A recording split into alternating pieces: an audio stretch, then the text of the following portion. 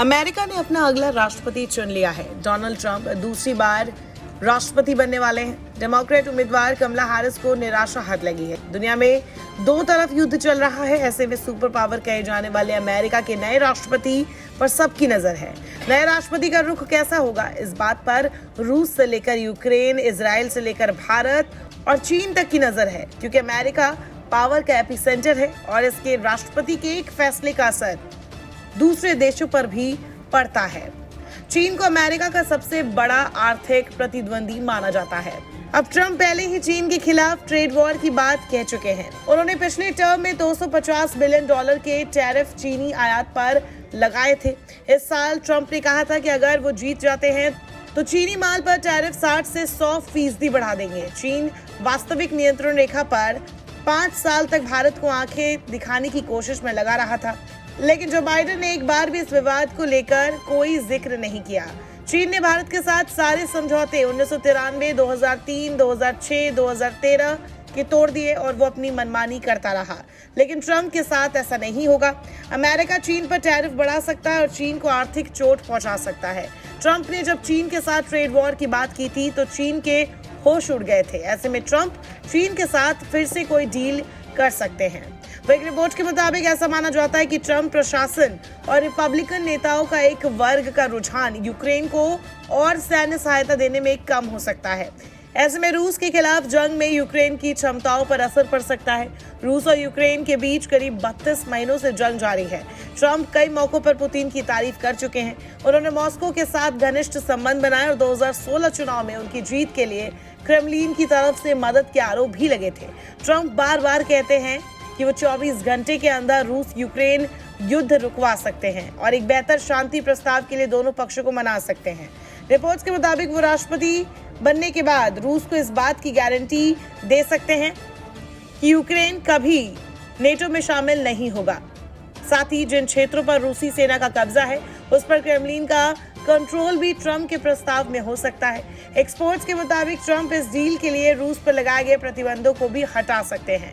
उन्होंने बाइडेन प्रशासन की ओर से यूक्रेन को मिलने वाली आर्थिक मदद की भी कई बार आलोचना की है। माना जा रहा है कि अमेरिका की मदद के बगैर यूक्रेन जमीन का बड़ा हिस्सा गंवा सकता है। बात करें मिडिल ईस्ट की तो ट्रंप पहले भी इजराइल और सऊदी अरब के कट्टर समर्थक रहे हैं, जिसमें ईरान के मामले में और भी सख्त रुख अपनाना शामिल है। ये इजराइल के प्रधानमंत्री बेंजामिन नेतन्याहू की मौजूदा प्राथमिकताओं के साथ मेल खाता है। इस बात में कोई दो राय नहीं है कि 7 अक्टूबर को जंग की शुरुआत से अमेरिका इजराइल की मदद करता आया है। ईरान की प्रॉक्सी हिजबुल्लाह और हुतियों ने इजराइल की नाक में दम किया हुआ है। उधर गजा में भी हमास पर नेतन्याहू पूरी तरह से पार नहीं पा पाए हैं और हर हाल में इन प्रॉक्सीज को खत्म करना चाहते हैं। ऐसे में ट्रंप को उनकी जैसी सोच इस जंग को और गंभीर रूप दे सकती है। इस बात से अंदाजा लगाया जा सकता है कि ट्रंप के चुनाव जीतने के बाद ईरान की मुद्रा तेजी से गिर गई। तेहरान के व्यापारियों ने बताया है कि रियाल का कारोबार डॉलर के मुकाबले 7,03,000 पर हो गया।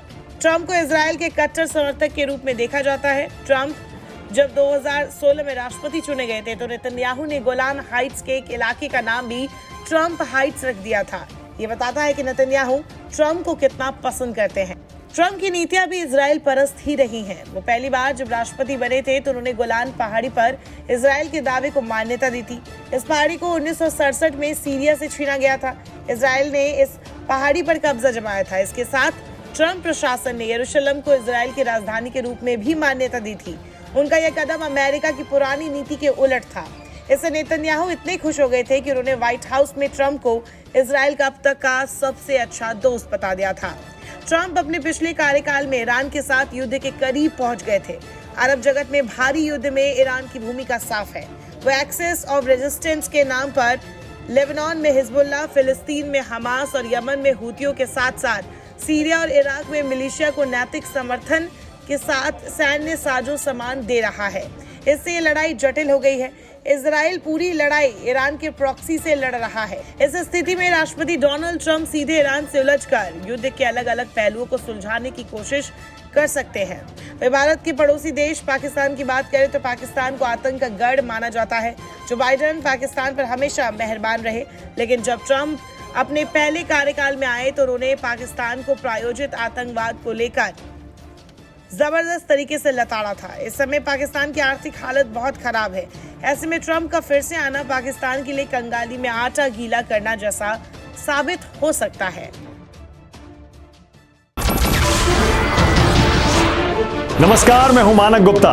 अगर आपको हमारा ये वीडियो पसंद आया हो तो इसे लाइक और शेयर जरूर करें, और हां, हमें सब्सक्राइब और फॉलो करना ना भूलें ताकि आप देश और दुनिया की कोई खबर मिस ना करें। तो जुड़े रहिए हमारे साथ और देखते रहिए न्यूज़ 24।